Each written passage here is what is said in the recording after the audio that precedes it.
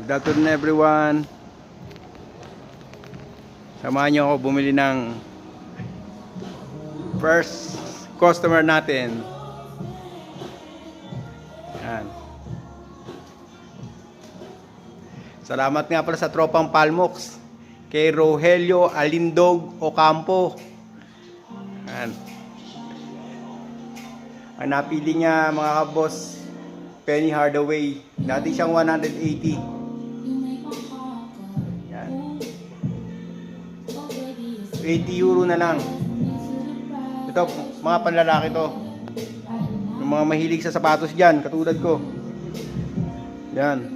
Pero hindi lahat yan ha. Naka-sale.